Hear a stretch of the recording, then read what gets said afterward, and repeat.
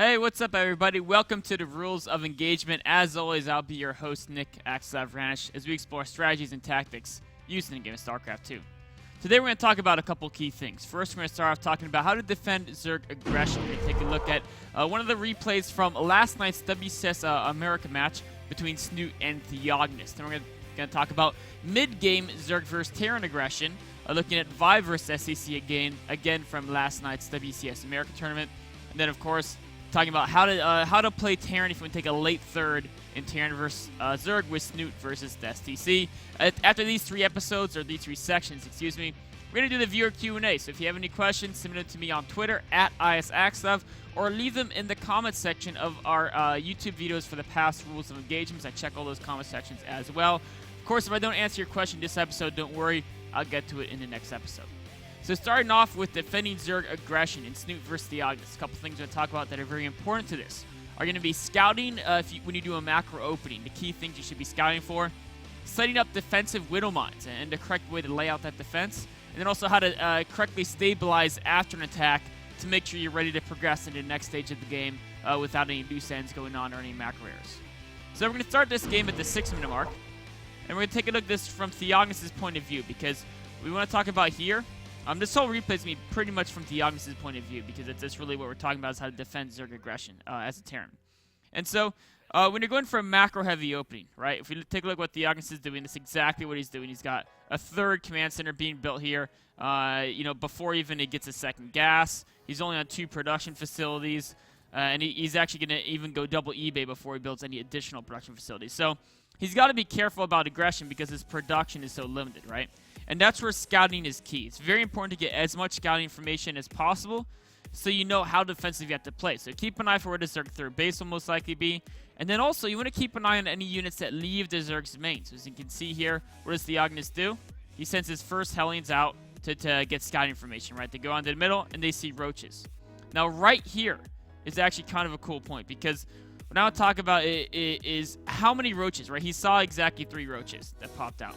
But that could be 3 roaches with 20 speedings coming back right behind him, or it could just be 3 roaches, and it's very difficult to know. So Theognis, of course, what is he going to do? He's going to go ahead and get a second bunker.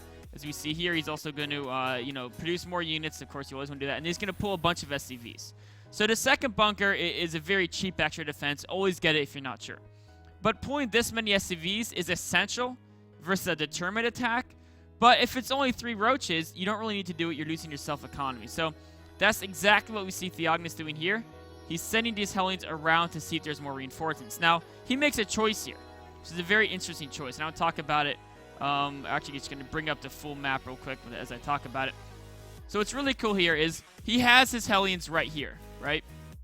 And he knows his opponent's army is basically just a squad of units coming up this way, right? What he doesn't know, are there more units coming behind the 3 roaches, right? And so what he decides to do is he says, you know what? I'm going to assume there are and over-defend in case there aren't, right? So he pulls plenty of SCVs, makes a really solid defense at his natural. And then instead of scouting to see what's behind it, he goes for counterattack. So you're saying, well, what if you really want to know exactly what's coming at you? So instead of running the Hellions back, what you do is you just take 1 Hellion and you loop it around and you put it right here. And all you have to do is you have to keep an eye on the reinforcements coming back from the Zerg player. What else is it? 20 more speedies coming in, some more roaches, and then you know exactly how much you have to defend. But what does Theognis do? He makes a choice that he says instead of scouting like that, right? He's not going to go down there. What he's going to do, instead of going for the scouting, he's going to try to get some damage in a counterattack. So he actually comes in around here, and he, he went around this way. And it goes in straight for the counterattack right into the natural, right? And so he's not able to get the same amount of scouting information and tell if it's a committed attack or not, but he is able to get some good damage. So we're going to take a look in this game and see how that works out for him. Of course, the disadvantage is, remember, these Hellions, they didn't go down to the middle. If these Hellions went to the middle, they would see, are there speedings crossing the map? Are there more roaches? Or, in this case, he would see there's absolutely nothing. Right? And if he knew there was nothing, he wouldn't have to pull all these SCVs. But instead of doing that, he says, you know what? I'm just going to try to be sneaky. I'm going to over-defend over on this side over here. But that's okay, because I can get the Hellions running by on this angle over here. So that works out for him as well. So the Hellions going to get a decent amount of drone kills. But for you at home, I wouldn't recommend doing what Theognis did. Yes, it can sometimes work. It actually didn't work out that great in his case. I think it cost him more and all the lost mine time than he got in trading those Hellions for drones, as we see. He got 9 kills, but he lost 4 Hellions and a lot of mining time. I would recommend trying to sneak a Hellion around behind initial roaches and get that really, really critical scouting information. So going forward, next thing we're going to talk about are setting up defensive widow mines. Right? So going forward here, as you see, what Theognis is doing, you've been very macro heavy, right? Remember, the third orbital is now being pushed down here. And then he's also, of course, got very fast WE bays, and he's just now getting all his production up. So what he wants to do is make sure his setup is good defensively. And the one thing that's important to notice right here, look at the widow mine spread. Right? All these widow mines are spread very far apart. There's one in his natural, one further back, and that's actually just probably being rallied in. But he doesn't keep them right next to each other. And there's one back here by the bunker. And the reason why that's important is right now, let's actually bring this back up here. One thing a lot of people don't realize is how widow mines actually work. And there's all this talk about the exact way the cooldown works and all the very complicated widow mine mechanics. But I wanted to say something that's very basic, but yet is almost the most important thing to understand about a widow mine. If you have 2 widow mines here, right, and you're both in the same spot, each widow mine, even if there's only 2 speedlings, right, there could be only, or let's say there's 5. Each widow mine will target a different speedling, and they'll go, one widow mine will shoot here, other one will shoot here, and they'll kill all 5, right? But you can do the same thing with one widow mine. One widow mine will target one of those speedlings, they'll kill all 5. So if you're talking about splash damage, the widow mines, when they find targets, they'll always make sure they don't all hit the same target and overkill one target, but they don't consider splash damage when they're thinking about what they're going to overkill.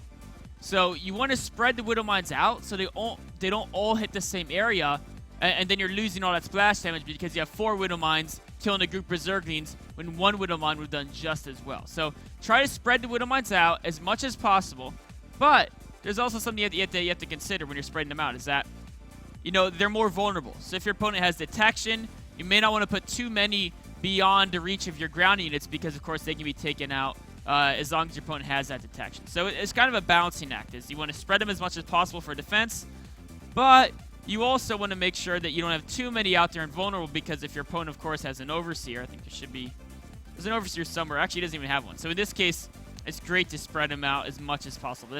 If an overseer comes in a little bit later, then that's where you want to be a little more careful about spreading out so far. And then, of course, with the great widow mine spread, right, he has the widow mine here in the bunker, and then the widow mine here can intercept these additional banings. He's able to get the SCVs out and defend his attack very, very well, all because of that widow mine spread. So each widow mine is doing a great job. Now, these 4, of course, overlap a little bit, but it actually works out okay because they're hitting roaches where the AoE is useful to be stacked because roaches take a couple hits anyway. So overall, the widow mine spread and the quick SCV pull led Theognis to an insanely strong defense. I mean, now the overseer comes in and picks up a couple widow mines, so that's where the balance comes in. But the fact is that he lost only 10 workers, and he's still 10 workers ahead of his opponent because this was a very committed attack. So Theognis is 10 workers ahead, and of course he has 3 orbitals versus an opponent who has 3 hatcheries. So it's 3 mules plus 10 workers ahead, and he's got good tech, right? He's 1-1 upgrades, he's got stim, he's got combat shield done, he's got medevac factories. Everything's great for Theognis right now. But one thing that's careful, you were just attacked. Theognis was just attacked. What's the checklist of things to do? First, make sure all your macros going fine, right? There's only one guy in his gas. Maybe he wants one guy in his gas, so that might be fine, right? Make sure basically your guys are exactly spread as you want as far as workers, because the first thing you do, right, is he ran those SCVs from the third base. And what happens? Well, often you'll click on the gas, you'll click somewhere else, and it won't be mining. Or you'll have too many mining in one base. So first thing, make sure your workers are mining where you want them to be mining. Make sure your production is going well. Make sure your macro is going well. And then, make sure you reestablish your vision zone. Remember before, you had those 2 widow mines out here giving a vision in the front, and you had the widow mine here, and then I think you had a depot down here. And so if you don't reestablish your vision zone, boom, this is what happens. If you don't properly stabilize after an attack, this can happen to you too, right? You're a Terran player, you just held off their first attack, their attack was very committed, you're way ahead because you're 10 workers, you have better tech, better upgrades, you're just way ahead. But if you don't properly stabilize right after that attack, Theognis, there's a checklist of stabilize. Make sure your macro is going well. Theognis did that perfectly. but then you also have to reestablish your vision to know what they're following up with. Make sure you have that vision range outside your natural so you can tell the threats coming in. And Theognis didn't reestablish that vision, and so all these units are here, whereas, of course, his army is down here, right? And then he even has, actually, if you look down a little bit lower, he even has all of his Widow Mines out of position over here. So when really he needs them, of course, up in this spot right here. And this also turns the whole game around. If you look at the supplies, right, the supplies are even, but they're even with Theognis, better economy, better tech, better upgrades. All he has to do is survive this attack, and he's insanely far ahead. But you gotta stabilize after attack, or else you can lose the game. We're just gonna jump back in this game and see exactly what happens if you don't make that stabilization. You know, the Widow Mines in a Terran army doesn't work very well when you're trying to fight on multiple angles. So even he misses the raise there, and he's trying to do with the rally units.